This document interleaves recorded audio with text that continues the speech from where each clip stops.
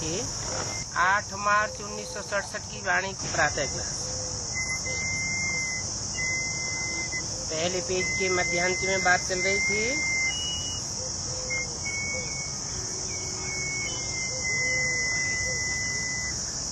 और धर्मों में जो भी धर्म पिताएं हैं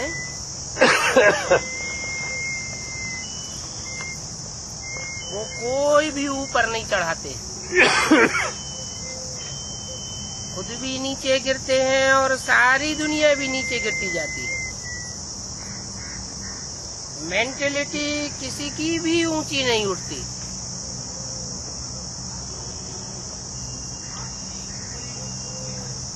सीढ़ी से कोई धक्का देंगे तो नीचे ही गिरेंगे ना,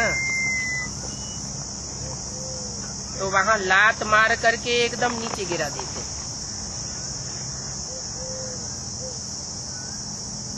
सबका होता है लतसंग, लात मारते रहते हैं। और सत्य तो एक ही है। कहते भी हैं सत श्री अकाल, अकाल मूर्त सदगुरु एक परमात्मा।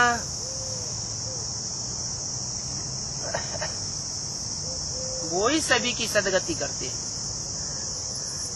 सदगुरु है ना, एक है सदगुरु, तो बाकी गुरु क्या हो गए? झूठे गुरु। एक है सत्य, तो बाकी सब झूठे हो गए। किसी की भी सदगति नहीं कर सकते। सर्व का सदगति दाता एक ही है। एक नानक का कैलेंडर भी बनाया हुआ है और नानक जी भी इशारा करते हैं कि एक ही परमात्मा को याद करो। उंगली का इशारा ऊपर जाता है। तो सिख लोग फिर भी नानक को क्यों याद करते हैं? जब ऊंचे से ऊंचे की ओर नानक ने इशारा कर दिया तो उस ऊंच से ऊंच को पकड़ना चाहिए ना। नानक को गुरु क्यों मानते हैं जबकि वो खुद कहते हैं उनको याद करो? तो देखो कितनी सहज बात है।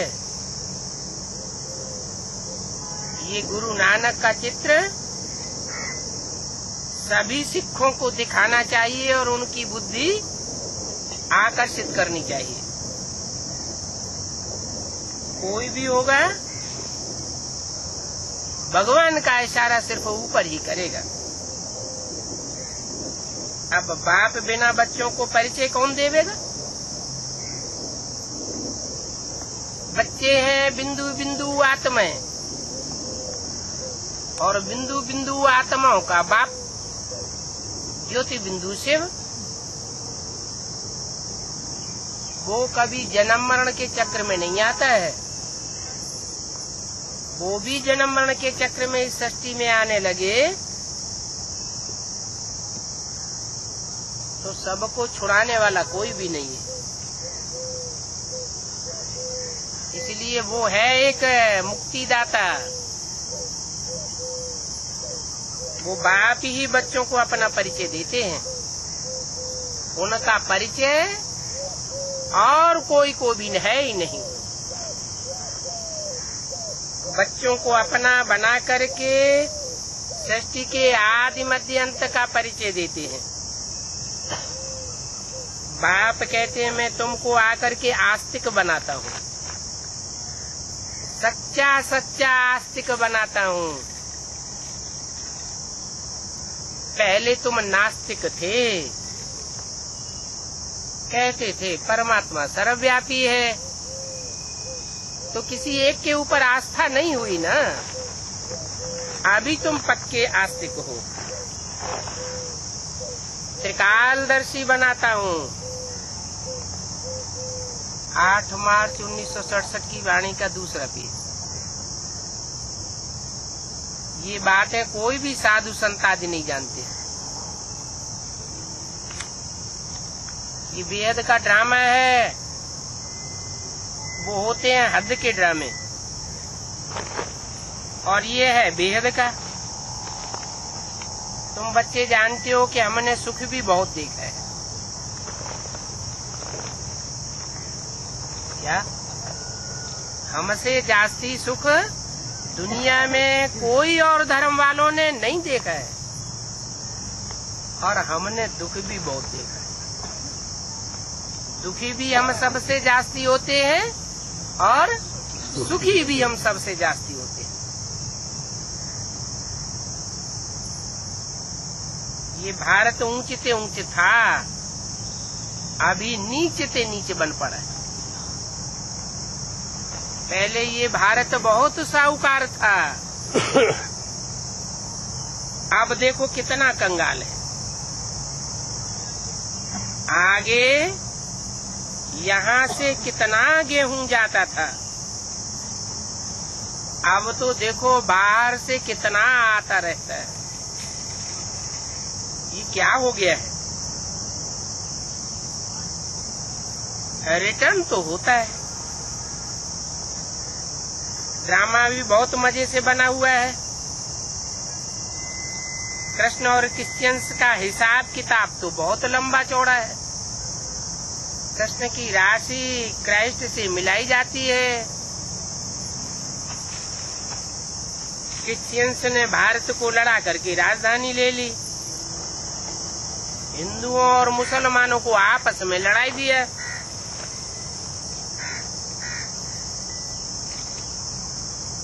एक तरफ कहा कृष्ण और क्राइस्ट की राशि मिलाई जाती है।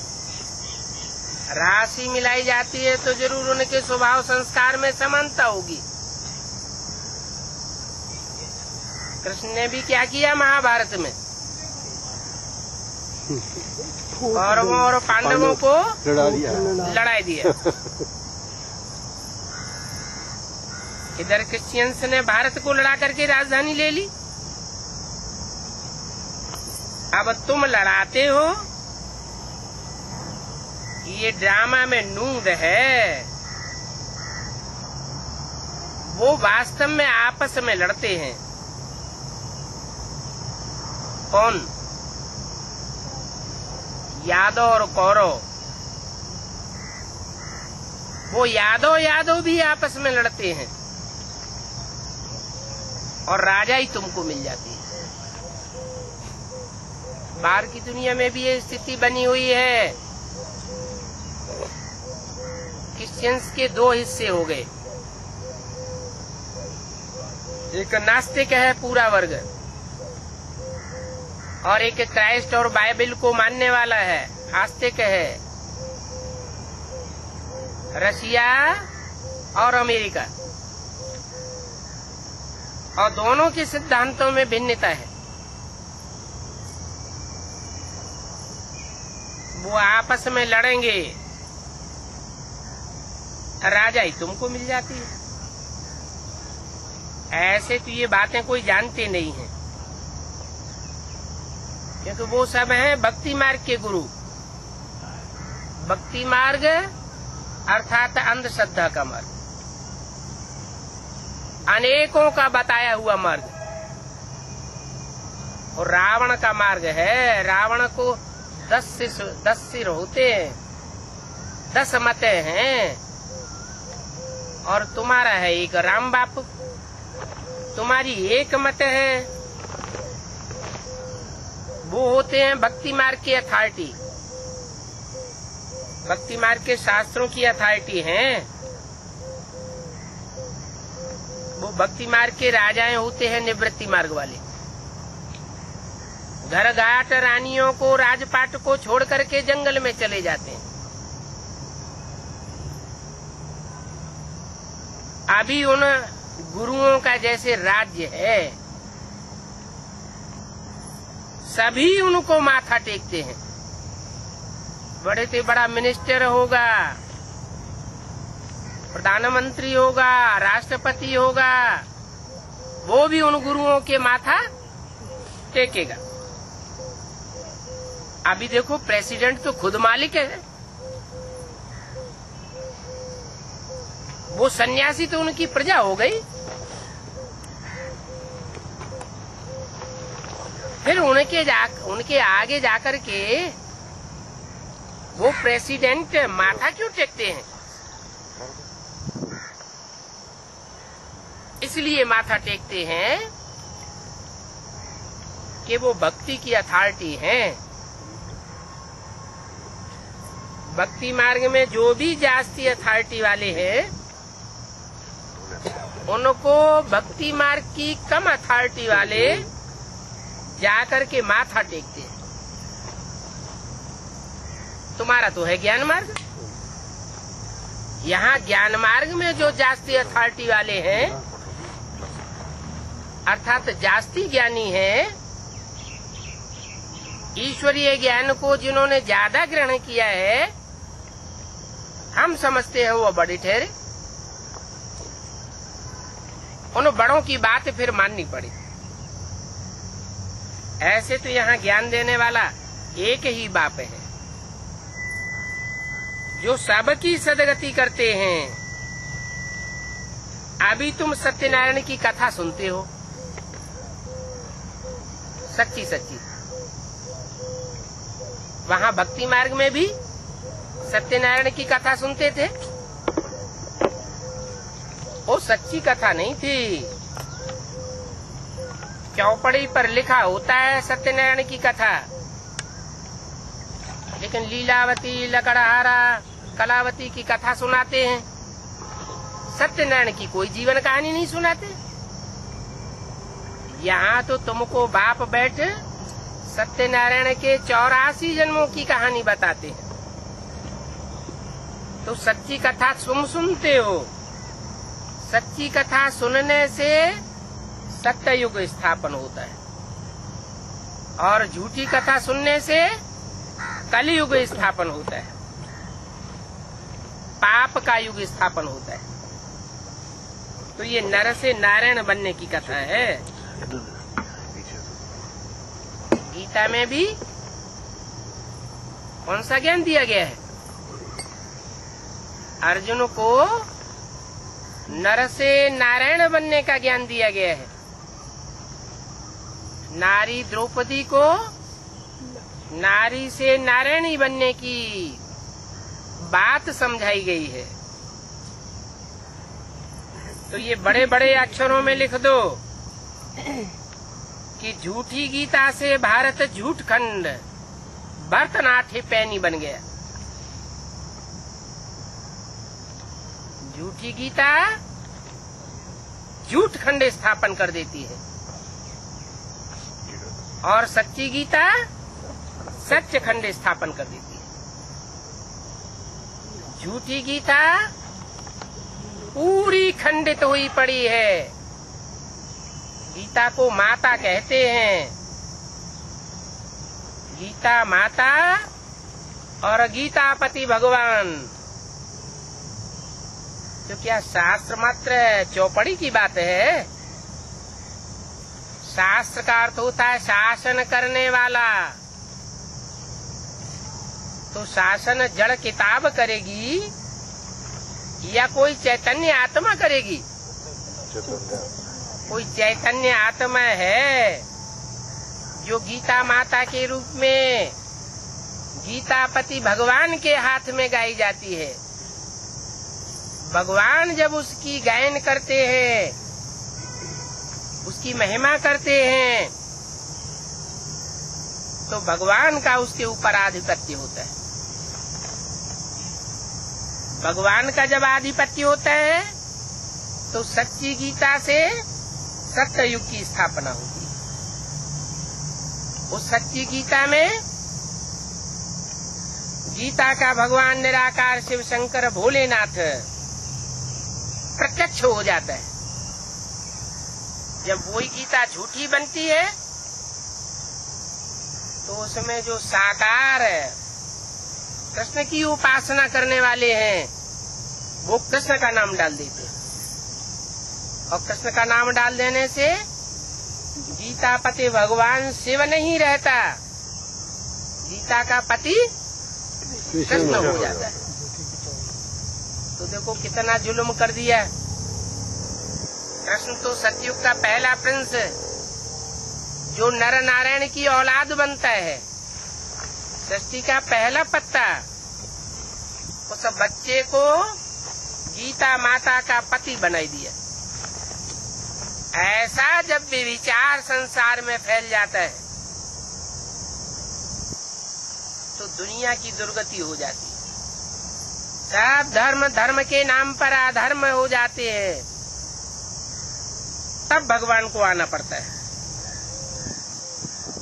अभी भारत झूठ खंड भरतनाट्य पैनी बन गया है। अभी सच्ची गीता से भारत सच खंड भरत पाउंड बनता है। झूठी गीता में तो पहले ही ग्लानि लिखी हुई है। क्या ग्लानि लिखी हुई है? गीता के जितने भी इंटरप्रिटेशंस हुए हैं, जितनी भी व्याख्याएं हुई हैं, उनमें एक दो को छोड़ करके सब व्याख्याओं में भगवान को सर्वव्यापी साबित कर दिया। लिखा हुआ है कि भगवान सर्वव्यापी है। अभी भगवान कहते हैं, मैंने तो कहा नहीं कि मैं संसार में, झूठ के संसार में सर्वव्यापी हूँ। झूठ की दुनिया में जो एक सच्चा है, एकमात्र, वो कैसे व्यापक होगा? मैं तो इस संसार में एक व्यापी बनकर के प्रत्यक्ष होता हूँ। जब एक व्यापी बनकर के प्रत्यक्ष होता हूँ, तब तुम एक को फॉलो कर सकते हो। एक को फॉलो करेंगे तो सदगति होगी, और अनेकों की बातों पर चलेंगे तो दुर्गति होगी। तो झूठी गीता पढ़ते पढ़ते, ग्लानि करते करते भारत की देखो क्या हालत हो गई। भरतनाट्य पैनी बन गए। अभी फिर बाप आकर के सच्ची गीता सुनाते हैं,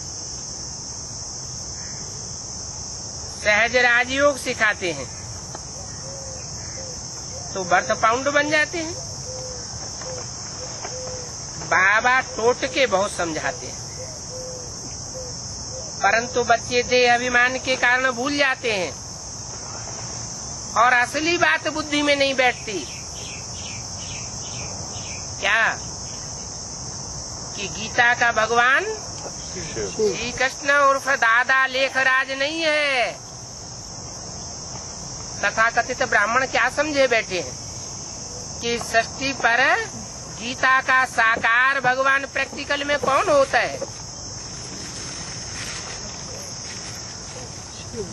वो समझते हैं दादा लेखराज जो कृष्ण की सोल है, वो अंतिम जन्म में गीता का भगवान परमात्मा शिव का आधार बनती है। लेकिन ये बात झूठ है। कृष्ण गीता का भगवान यज्ञ के आदि में भी नहीं था। यज्ञ के आदि में भी उनके साक्षात्कारों का रहस्य कोई और व्यक्तित्व के द्वारा समझाया गया, और ब्रह्मा की सोल भी उनके डायरेक्शन पर चलती थी। वो डायरेक्शन देते थे, ऐसे करो, टीचर बनकर के बैठते थे। बाद में क्या हुआ? थोड़े ही समय के बाद यज्ञ में विघटन पड़ा। स्थापना के साथ साथ यज्ञ कुंड से विनाश ज्वाला प्रज्वलित हुई।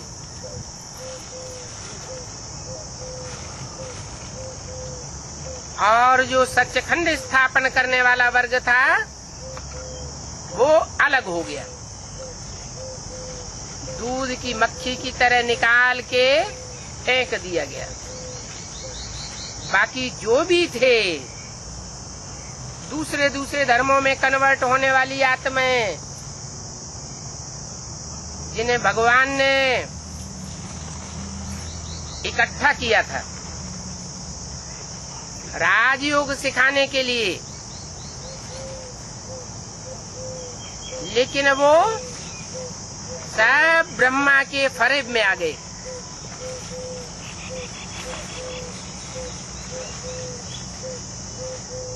ब्रह्मा अर्थात बड़ी माँ। माँ और बाप। गीता में कहा गया हम बीज प्रद पिता, मैं ज्ञान का बीज बोने वाला पिता हूँ। तो जो ज्ञान का बीज बोने वाला पिता था वो कारण या कारण यज्ञ से गया, और जो माता ब्रह्मा और उसके बच्चे जो भी धर्म वाले कन्वर्ट होने वाली आत्माएं थी वो सब यज्ञ में रह गई। 2500 वर्ष से हिंदुओं का कन्वर्सन होता चला आया। हिंदू दूसरे दूसरे धर्मों में कन्वर्ट होते रहे और हिंदुओं की ताकत घटती रही, हिंदुओं की जनसंख्या घटती गई और दुनिया में दूसरे धर्म चारों तरफ फैल गए। अंत में जब भगवान आते हैं तो ड्रामा ऐसा बनता है कि वो दूसरे धर्मों में कन्वर्ट हुई आत्माएं भगवान बाप की गोद में आ जाती है, परंतु वो बाप को नहीं पहचान पाती।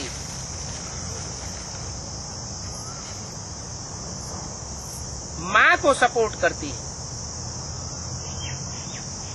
क्योंकि माँ से दुष्ट बच्चों को भी प्यार मिलता है। बाप दुष्ट बच्चों को तरजीह नहीं देता। वर्षा तो सबको देता है नंबरवार पुरुषार्थ अनुसार, लेकिन सपोर्ट करता है श्रेष्ठ बच्चों को।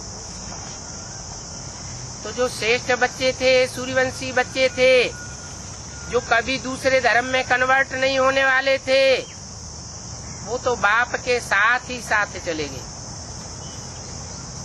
और जो दूसरे धर्मों में कन्वर्ट होने वाली आत्माएं थी वो माँ की गोदी में पलती रही। उन्होंने ब्रह्मा माता अर्थात कृष्ण की सोल को ही, जो कि मृदुल स्वभाव वाली होती है, उसे ही गीता का भगवान समझ लिया। और अभी तथाकथित ब्रह्मा कुमार कुमारों से पूछा जाए कि गीता का साकार भगवान ब्राह्मणों की दुनिया में कौन, तो कहेंगे दादा लेखराज ब्रह्मा। अब बाप कहते हैं कि कृष्ण तो बच्चा है, बच्चा बुद्धि है, बच्चे की बुद्धि तीक्ष्ण नहीं होती है, बाप की बुद्धि तीक्ष्ण होती है। राम बाप को कहा जाता है, कृष्ण बच्चे का नाम है। कृष्ण बच्चा भगवान की बोली हुई बातों की गहराइयों को नहीं समझ सकता। भगवान ने जो भी बोला उन बोली हुई बातों को तोते के मिसल ब्राह्मणों की दुनिया में ब्रह्मा के जीवित रहते तक रटने तक ज्ञान सीमित रहा। जैसे प्राइमरी स्कूल में छोटे छोटे बच्चों को कबीरदास, सूरदास, तुलसीदास के कवित्व दोहे सुनाए जाते हैं तो वो उन्हें रट लेते हैं, उनके गहरे अर्थों को नहीं समझ पाते। ऐसे ही भगवान ने ब्रह्मा के मुख से जो बोला न ब्रह्मा ने समझा, क्योंकि कृष्ण बच्चे की सोल है, और न ब्राह्मणों ने समझा। यज्ञ की आदि वाली सोल जिसने दादा लेखराज के ब्रह्मा के साक्षात्कारों का अर्थ समझाया था और बाद में कारण या कारण यज्ञ छोड़ करके चली गई, वही आत्मा दोबारा ब्राह्मण जन्म लेकर के यज्ञ में आती है और फिर ब्राह्मण बनती है। तब तक ब्रह्मा के मुख से गीता के रूप में सारा ज्ञान ब्राह्मणों की दुनिया में आ जाता है, लेकिन वो गीता ज्ञान अमृत का रूप नहीं ले पाता। अमृत तब निकलता है जब मंथन किया जाता है। दूध हो दही हो मंथन किया जाएगा तो मक्खन निकलेगा। शास्त्रों में सागर मंथन की कथा आई है। वो उसी समय की यादगार है। परमात्मा शिव ने कृष्ण बच्चे के मुख से जो भी गीता गाई, उस गीता के महावाक्यों का मंथन होता है राम वाली आत्मा के द्वारा दूसरा जन्म लेने के बाद। और मंथन होने के बाद जो अमृत रस निकलता है, मक्खन निकलता है, वो मक्खन ही वास्तव में गाया जाता है गीता ज्ञान अमृत। वो है सच्ची गीता। वो सच्ची गीता बच्चों की बुद्धि में भी बैठती है और दुनिया वाले भी अंत में उस गीता के रहस्य को समझते हैं। परंतु जो बच्चे देह अभिमानी होते हैं, आत्माभिमानी नहीं बन पाते, प्रैक्टिस नहीं कर पाते, वो सुनते हुए भी उस गीता के सही रहस्य को नहीं समझते। जो आत्माभिमानी बनते हैं वो जल्दी समझते। इसलिए मुरली में बोला है, आत्मा रूपी सुई की सारी कट उतरने पर, देह अभिमान की सारी कट उतरने पर तुम बच्चे बाप से डायरेक्ट सीखोगे। माना सन 68 तक, 68 तक, 69 तक माँ से सीखा। भगवान का जो माँ का स्वरूप है उससे सीखा। गायन भी है, त्वमेव माता, वही निराकार शिव ब्रह्मा के द्वारा माता के रूप में आता है और वही अंत में बच्चों को मुक्ति का, जीवन मुक्ति का वर्षा देने के लिए बाप के रूप में प्रत्यक्ष होता है। त्वमेव माता च पिता त्वमेव। उल्टा क्यों नहीं बोलते? त्वमेव पिता च माता त्वमेव। पहले पिता होना चाहिए या पहले माता होना चाहिए? माता क्यों होना चाहिए? बीज डालने वाला, बीज प्रदप पिता। जो बीज डालने वाला पिता है, बीज तो बहुत सूक्ष्म होता है, वो पिता ही नहीं होगा तो माता माता कैसे बनेगी? पिता की पहचान तो माता ही कराती है। पिता की पहचान तो माता ही कराती है। हाँ, यज्ञ के आदि में भले बीज बोने वाले पिता ने बीज बोया, लेकिन वो गुप्त कार्य होता है।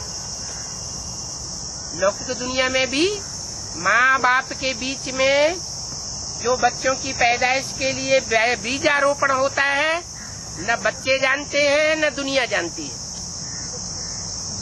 वही बच्चा जब पैदा हो करके थोड़ा समझदार होता है तो माँ बाप का परिचय देती है, बच्चे ये तुम्हारा पिता है। तो यहाँ भी ऐसे ही है। मुरलियों के रूप में जो गीता माता हमारे सामने आई, उन मुरलियों के महावाक्यों में ही बाप की पहचान भरी हुई है। जो उस गीता माता को पढ़ने वाले, मुरली से प्यार करने वाले, मुरलीधर के सच्चे बच्चे हैं, गीता पाठी ब्राह्मण हैं, वो उस बाप की पहचान कर लेते हैं। और जिनको मुरली से प्यार नहीं, उनको फिर समझो कि भगवान से प्यार नहीं। वो बच्चे भगवान को नहीं पहचान पाते, फिर भी धर्म गुरुओं में लटक के रह जाते। भले भगवान इस सृष्टि पर साकार में, प्रैक्टिकल में आ जाता है, फिर भी वो भगवान के पक्के बच्चे नहीं बनते। 84 जन्म लेने वाले कम जन्म लेते हैं, कम कलाओं वाले बच्चे बनते हैं। और कम जन्म लेने के कारण, कम कलाओं वाली आत्मा बनने के कारण कच्चे रह जाते हैं। वो कच्चे बच्चे द्वापर युग से फिर दूसरे दूसरे धर्मों में कन्वर्ट होते रहते, क्योंकि यहाँ बाप की पढ़ाई हुई पढ़ाई को उन्होंने गहराई से नहीं पढ़ा। जो गहराई से पढ़ते हैं, सागर मंथन करते हैं, सागर की गहराइयों में जाते हैं, वो बाप का पूरा वर्षा लेते हैं। तो बाप कहते हैं बच्चे देह अभिमान के कारण भूल जाते हैं। देही अभिमानी बने तो ज्ञान की धारणा भी हो, गुण रत्नों की धारणा भी हो और आत्मा में शक्तियों की भी धारणा हो। देह अभिमान के कारण धारणा नहीं होती है। तो अब बाप समझाते हैं कि मैं थोड़े ही कहता हूं कि मैं सर्वव्यापी हूं। बच्चे भी कहते हैं, मुरली में समझाया गया ना कि मैं सर्वव्यापी नहीं हूँ, भगवान सर्वव्यापी नहीं है। तो बच्चों ने भी रट लिया क्या कि भगवान सर्वव्यापी नहीं है। दुनिया को समझाते हैं कि भगवान सर्वव्यापी नहीं है, समझाते हैं ना, चित्रों से समझाते हैं, शास्त्रों के उदाहरण देकर के समझाते हैं। लेकिन अगर कोई पूछे सर्वव्यापी नहीं है तो एक व्यापी कहाँ है, तो जवाब नहीं दे पाते। सर्वव्यापी कहने से भारत ने दुर्गति को पाया। मुझे तो कहते भी हो तुम माता पिता हम बालक तेरे, तो उसका अर्थ क्या है? माता पिता है और बच्चे बालक के रूप में हैं, तो पिता सर्वव्यापी होता है क्या? वो पिता बच्चों में व्यापक होता है क्या? भगवान जब माता पिता है तो सर्वव्यापी होने का सवाल ही नहीं। कहते हैं तुम माता पिता हम बालक तेरे, तुम्हारी कृपा ते सुख गनेरे। अगर सर्वव्यापी है तो सबकी कृपा से सुख गनेरे होने चाहिए। दुख गनेरे हो रहे हैं या सुख गनेरे हो रहे हैं? अनेकों की मत पर चलने से तो दुख गनेरे होते हैं। तो ये गायन किस समय का है?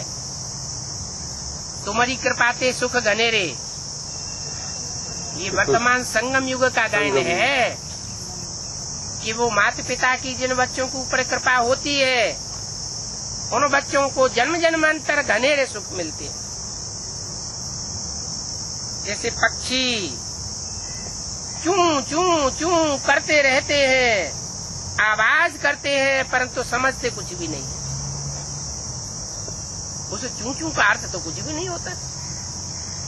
तो ऐसे ही ये भी चूं चूं करते रहते हैं, अर्थ कुछ नहीं। बाप बैठ समझाते हैं ये सब अनराइटियस है। राइट बात बताने वाला तो एक भगवान बाप है। ये अनराइटियस किसने बनाया? अनराइटियस बनाया अनेक मत वाले, अनेक सिर वाले रावण ने,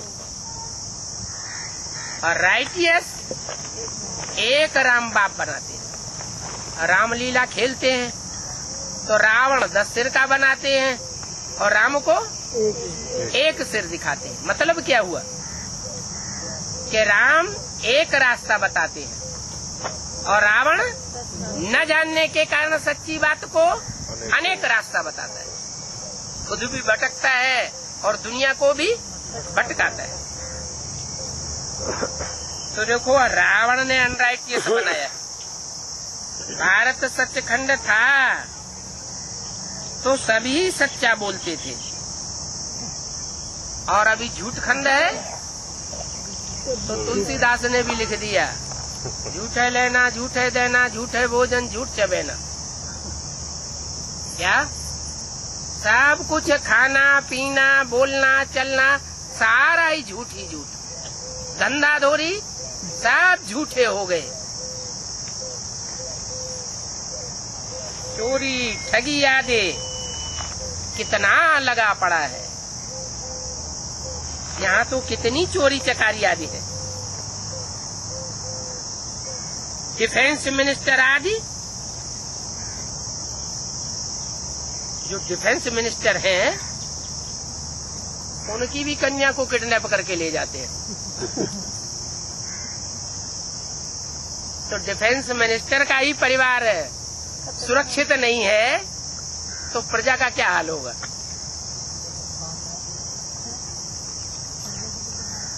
वो मिनिस्टर आदि कितनी खरीदारी करते हैं। जो भी खरीदारी करते हैं देश के लिए, उसमें कितनी रिश्वतखोरी चलती है। बीच में करोड़ों की रिश्वत खा जाते हैं और इनकम टैक्स के डर से उस पैसे को कहाँ छुपाते हैं? विदेशी बैंकों में, स्विस बैंक में, जहाँ से उनको गारंटी मिलती है कि तुम जो भी पैसा जमा करेंगे हम किसी को मालूम नहीं होने देंगे। गवर्नमेंट के ऑफिसर्स खुद गवर्नमेंट की चोरी करते हैं। तो जो ऑफिसर्स चोरी करते हैं वो तो बड़े ड्रामा की बात हुई कलयुग के अंत में। लेकिन इन बातों का फाउंडेशन कहाँ पड़ता है? ब्राह्मणों की संगम की दुनिया। ब्राह्मणों की संगम की दुनिया में चाहे आधार मूर्त हो और चाहे एडवांस के बीज रूप ब्राह्मण हो, दोनों ही चोरी करने लग पड़ते हैं, तमो प्रधान बनते हैं सब। अनेकों की मत पर चलने लग पड़ते हैं, एक बाप को लात मारते हैं, लतसंग शुरू कर देते हैं और अनेकों की मत पर चलते हैं। फिर केस चलता रहता है। बहुत करके सभी ऐसे ही हैं। कोई कोई बिरले अच्छे होते हैं, नहीं तो सब झूठ बोलने वाले। क्या मान लो टीचर्स हैं, प्रोफेसर्स हैं, धंधा तो बहुत अच्छा माना जाता है, इसमें कोई किसी प्रकार का रिश्वत आदि की तो बात है नहीं। लेकिन कोई टीचर से, कोई प्रोफेसर से हिस्ट्री आदि जब सुनावेंगे तो सच्ची हिस्ट्री सुना देंगे और कोई फिर झूठी हिस्ट्री सुना देंगे। तो करप्शन हुई ना। यहाँ भी अव्यक्तवाद बाप दादा ने वाणी में क्या बोला? दादियों में एक ही दादी ऐसी है, मनोहर दादी, जो यज्ञ की सच्ची हिस्ट्री सुनाती है और बाकी सब दीदी दादियाँ यज्ञ की सच्ची हिस्ट्री को छुपाए रही है और झूठी हिस्ट्री सुनाई रही है। तो देखो कितना फर्क हो जाता है। तो बाप कहते हैं बहुत करके सभी भ्रष्टाचारी हैं, कोई विरले अच्छे होते हैं। दुनिया में ठगी ही ठगी है। बड़े बड़े चोरियां करते हैं तो उनके पीछे कोई नहीं पड़ता, उनको कोई पूछते नहीं है। और गरीब ने कोई कुछ चोरी की तो झट उसके ऊपर केस कर देते हैं। मुरली में भी बोला, बड़ों बड़ों की छुपी रहती है और छोटों की लेकर के उड़ पड़ते हैं। गरीब ने चोरी की तो झट केस हो गया, तो जेल में गया। उनको कहा जाता है पाप की दुनिया। भारत की ये हालत हो जाती है। सीढ़ी के चित्र में क्या दिखाया है? सीढ़ी के चित्र में भारत भिखमंगा के रूप में पड़ा हुआ है। भिखमंगा, भीख मांगने वाला छोटा आदमी होता है या बड़ा आदमी होता है? छोटा आदमी। तो भारत को जेल में डाल देते हैं। कृष्ण को कहाँ डाल दिया? कृष्ण को कंस ने पकड़ करके जेल में डाल दिया। जेल में डाल देते हैं, कोई उनको पूछते भी नहीं। 10-10 साल केस चलते रहते हैं, कोई फैसला होने वाला नहीं। ये पाप की दुनिया है, दुखों की दुनिया। सतयुग को कहा जाता है सुखों की दुनिया। ये है विशेष वैश्यालय। ये दुनिया, आलय माने घर। किसका घर है? विश्व का। वैश्यालय वैश्या का घर है। यानी इस दुनिया में वैश्याओं का राज्य चल रहा है। वैश्याओं की भी कोई मुखिया होगी। किसका राज्य चल रहा है? माया का राज्य चल रहा है। सतयुग में है शिवालय। तो बाप कितनी अच्छी रीति बैठ समझाते हैं। शिवालय में सब देवताएं चारों ओर बैठे हुए हैं, बीच में शिवलिंग रखा हुआ है, एक शिव की पूजा करते हैं। और वैश्यालय में वैश्या को अनेकों की चिरौरी करनी पड़ती है, अनेकों की पूजा अर्चना करनी पड़ती है। तो देखो कहाँ वैश्यालय और कहाँ ये शिवालय। ये बड़े से बड़े बाप का स्कूल है। बच्चों को ये भी राय दी है कि तुम जो लिखते हो ब्रह्मा कुमारी ईश्वरीय विश्वविद्यालय, वो फिर पीछे लिख दो गॉड फादरली वर्ल्ड यूनिवर्सिटी। अर्थ भी कितना क्लियर है। विश्वविद्यालय ये गॉडली यूनिवर्सिटी है क्या? ये गॉडली यूनिवर्सिटी है।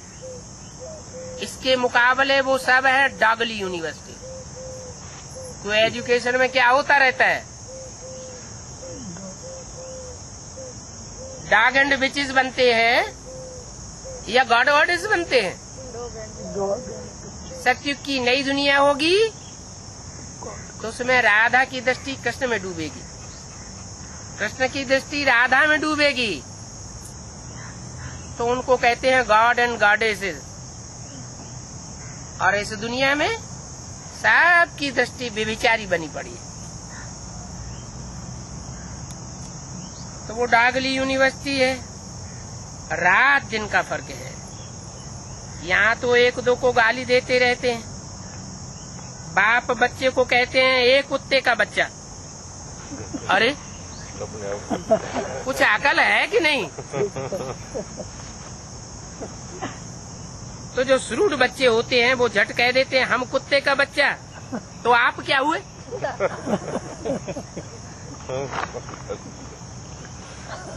तो वो शैतान बच्चे होते हैं, वो बाप का भी पाग उतारने में देर नहीं करते हैं। कोई कोई तो बच्चे ऐसे भी पैदा होते हैं जो मिल्कियत अपने हाथ में लेने के लिए बाप को भी खत्म कर देते हैं। कौन से धर्म के होंगे? औरंगजेब ने क्या किया? सत्ता हाथ में लेने के लिए अपने बाप को भी जेल में डाल दिया। ये है आसुरी संप्रदाय। इन सब बातों का फाउंडेशन कहाँ पड़ता है? संगम युग। ब्राह्मणों की संगम दुनिया में इन सब बातों का फाउंडेशन पड़ता है। बेसिकली फाउंडेशन पड़ता है बेसिक नॉलेज में, और एडवांस में फाउंडेशन पड़ता है एडवांस नॉलेज की बीज रूप आत्माओं में। इस सारी दुनिया की बीज रूप आत्माओं में सब धर्म के बीज समाये हुए हैं। उन बीजों पर दूसरे दूसरे धर्मों का छिलका चढ़ा हुआ है। ओरिजिनली वो 84 जन्म लेने वाले बीज दूसरे धर्म के हैं नहीं, लेकिन दूसरे धर्मों का छिलका चढ़ जाता है।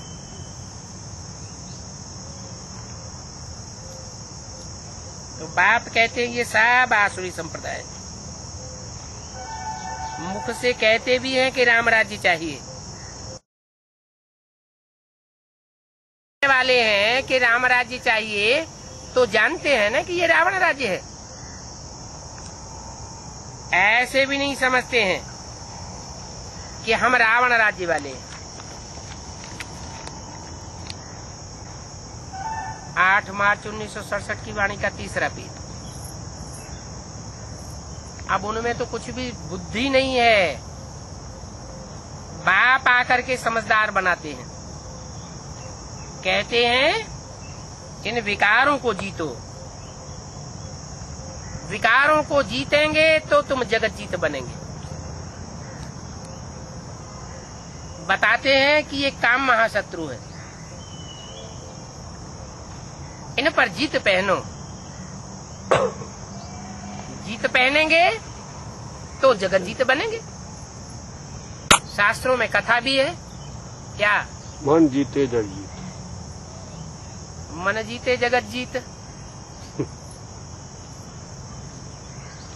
शिव बाप आते हैं तो अकेले तो आते नहीं हैं। किसके किसके साथ आते हैं? तीन मूर्तियों के साथ आते हैं। मन रूपी ब्रह्मा, बुद्ध रूपी शंकर, बुद्ध रूपी राम वाली आत्मा और संस्कार शक्ति रूपी विष्णु की आत्मा, तीन मूर्तियों के साथ आते हैं। तो कहते हैं माया जीते जगत जीत या मन जीते जगत जीत। माने मन में माया घुसी पड़ी है। माया को बेटी कहते हैं। इस मायावी दुनिया में माया बेटी का बहुत मान हो जाता है। पत्नी का मान नहीं रहता, किसका मान हो जाता है? माया का। माया बेटी जैसे पूरे परिवार पर राज्य करती है। बाप का भी मान नहीं रहता, माँ का भी मान नहीं रहता। इसका फाउंडेशन कहाँ पड़ता है? ब्राह्मणों की दुनिया में। ब्राह्मणों की दुनिया में भी कोई बाप की माया बेटी है, जिसके लिए मुरलियों में बोला है इन सितारों में सबसे जास्ती खातिरी होती है कुमार का जी। कुमार का माने बेटी, कुमारी। किसकी कुमारी? बाप की कुमारी। फिर दूसरी मुरलियों में कह दिया है इस दुनिया में जिनका सबसे जास्ती मान मर्तबा है उनको बड़े से बड़ा भ्रष्टाचारी समझो।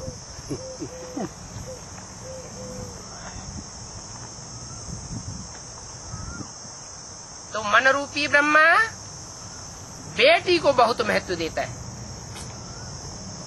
इसलिए बच्चों को भी उसकी खातिरी करनी पड़ती है।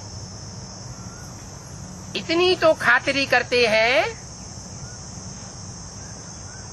कि जब ब्रह्मा का शरीर छूटता है और पहली अव्यक्त वाणी में वो बोलते हैं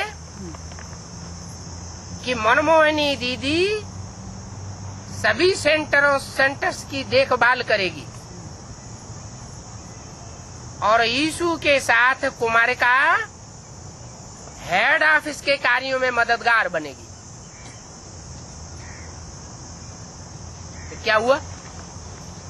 कलयुग अंत में क्या होता है? उल्टे हो जाता है। जो असिस्टेंट क्लर्क्स हैं और बड़े बड़े हेड ऑफिस के जो हेड क्लर्क होते हैं वो ऑफिसर बन करके बैठ जाते हैं, और जो ऑफिसर हैं उनके हाथ में कोई सत्ता नहीं रहती। उसको कहते हैं लाल फीता शाही का जमाना। तो ये हालत हो जाती है ब्राह्मणों की दुनिया में। बाहर की दुनिया का फाउंडेशन नहीं है। कहाँ की दुनिया का फाउंडेशन है? ब्राह्मणों की दुनिया का फाउंडेशन। तो पहले पहले जवाबदार कौन हुए?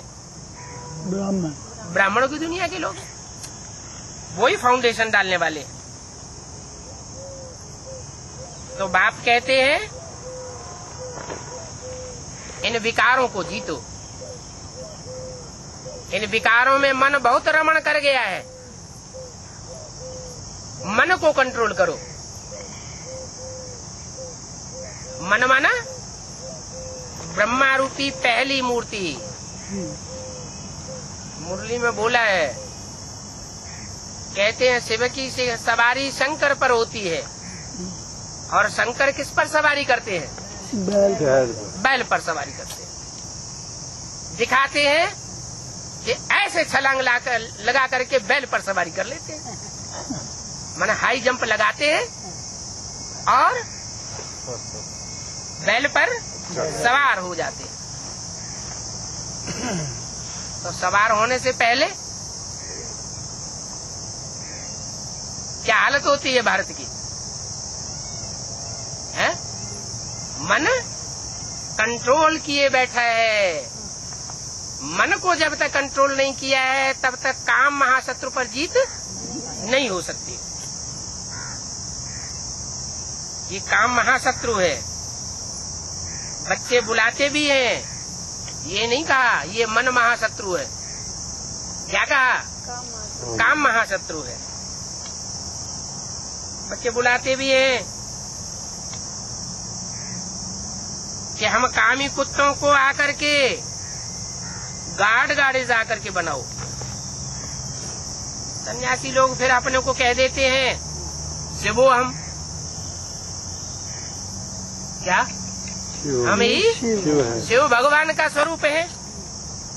कोई फिर कह देते हैं ब्रह्मास्मि, हम ब्रह्मा है, हम ब्रह्मास्मि। ये भी पता नहीं है कि ब्रह्मा अलग है और शिव अलग है।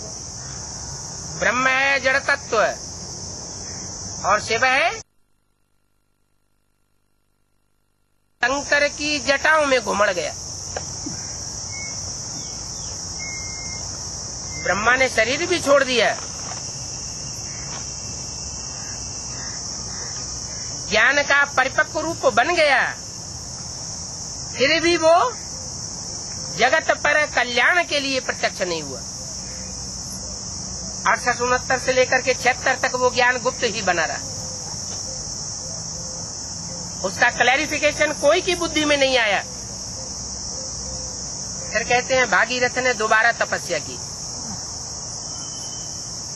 यज्ञ की आदि में भी तपस्या की और फिर दोबारा जन्म लेकर दोबारा तपस्या की।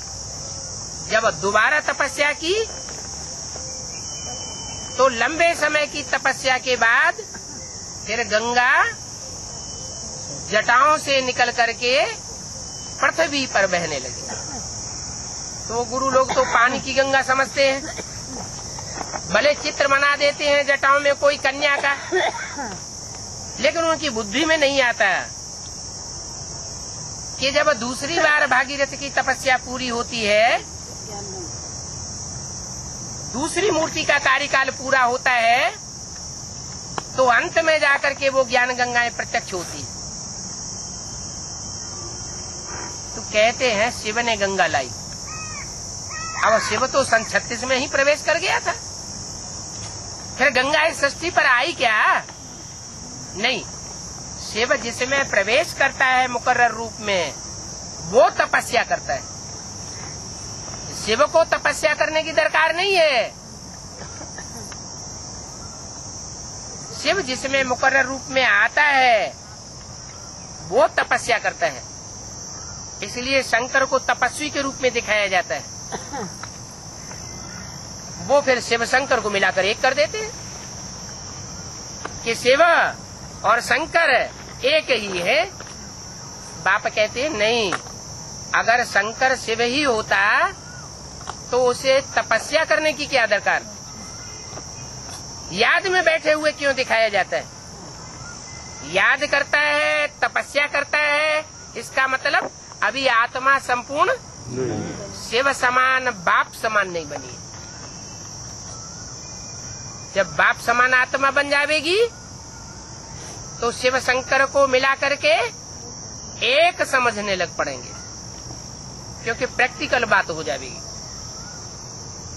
तो शिव ने गंगा नहीं लाई। शिव जिसमें प्रवेश करते हैं वो तपस्या करके ज्ञान गंगा को, माने चैतन्य गंगा को इस सृष्टि पर बहने योग्य बनाए देता है। तो ज्ञान गंगा ह्यूमन है।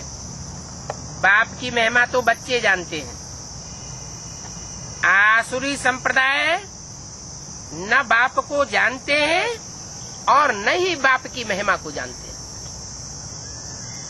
क्या तुम बच्चे पतित पावन राम बाप को बुलाते हो, हे पतित पावन राम सीता आओ, तुम बुलाते हो। जो पतित से पावन बनते नहीं हैं, दूसरे धर्मों में कन्वर्ट हो जाते हैं, कम जन्म लेने वाले हैं वो पतित पावन बाप को पतित पावन महिमा करके बुलाते भी नहीं। तुम जानते हो वो बाप प्यार का सागर है, सुख का सागर है। तो बच्चों को भी प्यार का सागर बनना चाहिए। बच्चे फिर संग के रंग में आकर के एक दूसरे को लात मारते रहते हैं, मारते रहते हैं। बाप कहते हैं तुम सागर के बच्चे हो, प्यार से ही कोई को समझाना है, कोई को डांट डपट नहीं करनी है, कोई के ऊपर शासन नहीं करना है। बाप बच्चों के सामने आते हैं तो कहते हैं बच्चे I am your most obedient servant. और बच्चे क्या करते हैं? सत्ता की झनक में आकर के एक दूसरे के ऊपर कंट्रोल करने लग पड़ते हैं।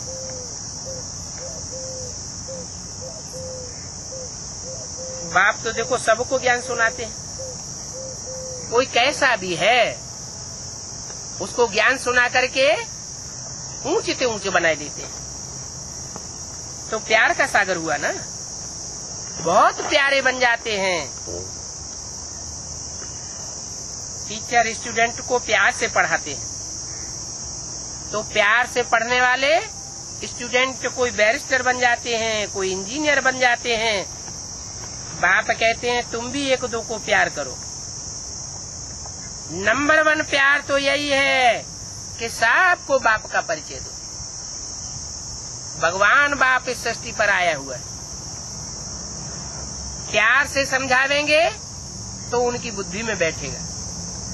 प्यार माना याद, याद माना स्नेह। कोई किसी के प्यार में रमा हुआ होता है तो वो प्यार आंखों से झलकता है, चेहरे से दिखाई पड़ता है। ये कोई के लव में लीन है। ऐसी स्टेज में जब तुम किसी को परिचय देंगे तो उनको तीर लग जाएगा। तुम गुप्त दान करते हो क्या? तुम्हारा दान कोई प्रत्यक्ष दान नहीं है। एक दो के लिए घृणा कभी भी नहीं करनी चाहिए। क्या यहाँ आपस में ही बच्चे एक दो को घृणा करने लग पड़ते हैं, नहीं तो तुमको डंडे खाने पड़ेंगे। अगर बाप के बच्चे बन करके भी आपस में एक दूसरे को घृणा करते रहेंगे, एक दूसरे को प्यार नहीं देंगे तो क्या होगा? डंडे, धर्मराज के डंडे खाने पड़ेंगे। किसी का भी तिरस्कार करेंगे, होता है ना, सभा भरी हुई होती है, किसी के ऊपर खार खाए हुए बैठे होते हैं तो सब के सामने उसकी थू थैया करवाए देते हैं।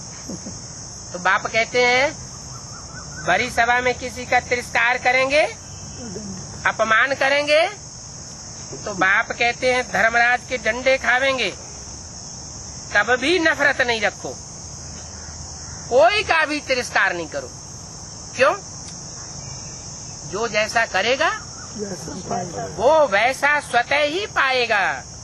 इसमें हमारे कुछ करने की दरकार, हम क्यों अपना पाप कर्म बनावे? बहुत होता है, सहन नहीं होता है तो क्या करो? बाप को बता दो कि ऐसे ऐसे करता है, हल्के हो जाओ। देह अभिमान में आने से फिर एक दूसरे से नफरत करते हैं। देही अभिमानी जो होंगे वो कभी एक दूसरे को नफरत नहीं करेंगे। ये देह अभिमान ही मूत पलीती बनाए देता है। देह अभिमान आता है और शक्ति क्षीण होती है, शक्ति क्षीण होती है तो मूत पलीती बन जाते हैं। बाप देही अभिमानी बनाते हैं, बाप देही अभिमानी बनाते हैं बड़े प्यार से, तो तुम पावन बन जाते हो। सबको यही समझाओ कि अभी 84 का चक्कर पूरा होता है। क्या अभी कोई अगला जन्म आने वाला नहीं है। ये सब का आखिरी जन्म है, सब की वानप्रस्थ अवस्था है। ये सब का आखिरी 84वां जन्म है, ये पूरा हुआ है। देखो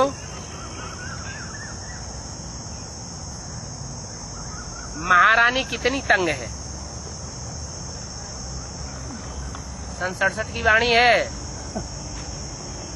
उनको भी फिर घर में बंद कर दिया है। इनको महारानी को जो हंगामा करते रहते हैं तो उनको फिर रायल रीत से घर में बंद कर देते हैं, जो कोई भी उनके पास नहीं आ सकता। ऐसे भी कोई नहीं समझे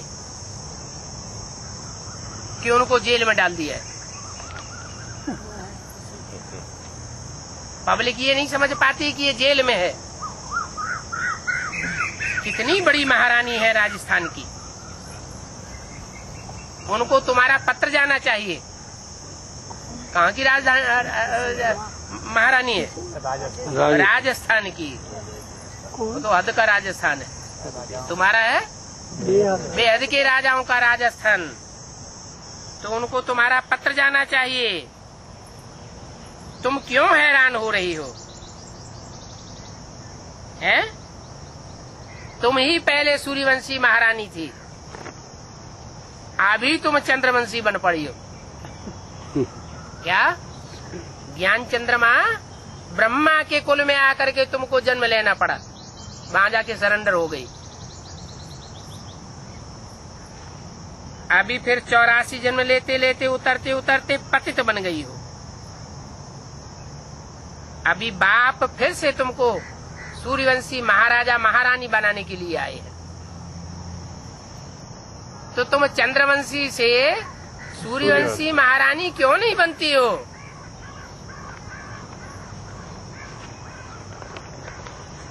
तुम भी आकर के बनो। एक मुरली में बोला है, मिस इंडिया का लक़ब लेती है तो फिर विदेशों में धक्के क्यों खाती है? इसका मतलब जो प्रतियोगिताएं होती है ना दुनिया में, उनमें मिस वर्ल्ड का लक़बा देते हैं और मिस इंडिया का भी लक़बा देते हैं। तो मिस वर्ल्ड ब्राह्मणों की दुनिया में कौन हुई? जगदम्बा। और मिस इंडिया कौन हुई? है मिस इंडिया हुई लक्ष्मी, जो लक्ष्य को प्राप्त करती है। जगदम्बा हुई सारे जगत की अम्बा, माना भारतवासियों की भी अम्बा और विदेशियों की भी अम्बा, राक्षसों की भी अम्बा और देवताओं की भी अम्बा। और लक्ष्मी भारतवासियों की माता। तो बाप कहते तुम भी आकर के महारानी बनो। बाप सिर्फ कहते हैं माम एकम याद करो। क्या कोई दूजम को याद मत करो, कि दीदी दादी दादाओं को भी याद करो, ब्रह्मा को भी याद करो, या बिंदु को याद करो। नहीं, मैं अभी आया हुआ हूँ। ऐसे नहीं ब्रह्मा के द्वारा ज्ञान सुना के चला गया हूँ। मैं इस सृष्टि पर आया हुआ हूँ, पतितों को पावन बनाने के लिए आया हूँ। तो बीच में थोड़े ही चला जाऊंगा। सारी दुनिया की जो भी मनुष्य मात्र आत्माएं हैं, सबको पतित से पावन बना करके जाऊंगा। तुम भी आकर पावन हो। उसके लिए कहते हैं सिर्फ माम एकम याद करो तो पावन बनेंगी। और कोई दूसरे को याद किया तो मेंटलिटी नीचे गिरती जाएगी। तो पावन बन जाओगे, 5 विकारों की खाद निकल जाएगी। तुम पवित्र बन करके पवित्र दुनिया की मालिक बन जाओगे। इस पवित्र बनने में तो तुम्हारे प्राण भी निकल जाएं, तो भी कोई हर्जा नहीं। जो हंगामा करते हैं उनको फिर उड़ा देते हैं, क्या शूट कर देते हैं। तो तुम बच्चों को तो रहम दिल तो बनना ही है ना। बिचारी महारानी का कल्याण करना है। कौन सी महारानी का कल्याण करना है? वो तो हद की महारानी के लिए उस समय समझ बैठे, हद के ब्राह्मण। यहाँ बेहद का बाप बेहद के बच्चों से बेहद की बातें करते हैं। तो बताया तुम बच्चों को रहमदिल बनना है, बिचारी महारानी का कल्याण करना है, सारा दिन सर्विस का ख्यालात करना चाहिए।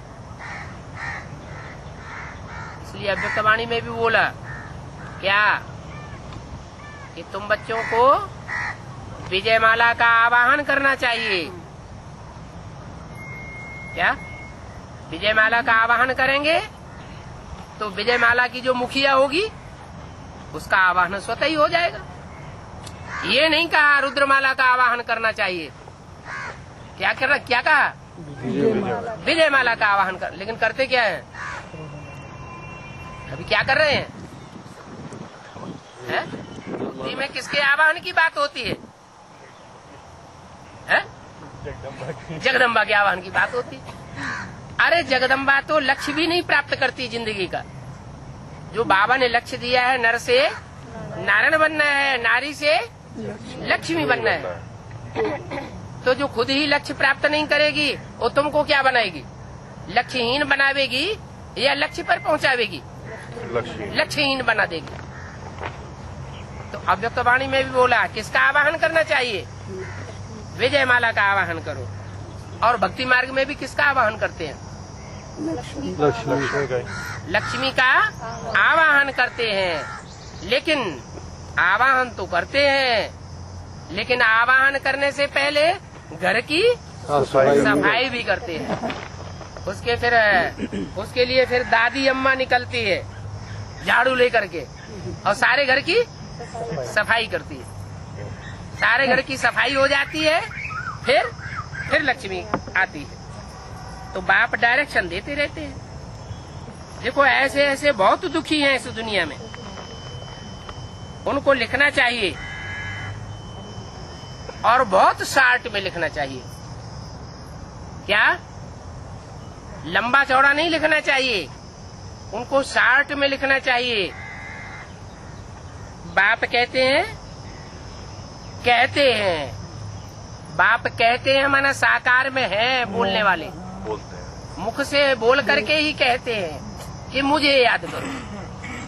मुझे याद करेंगे तो तुम्हारे 84 जन्मों के पाप कट जावेंगे और तुम्हारे सारे बंधन छूट जावेंगे। ओम शांति।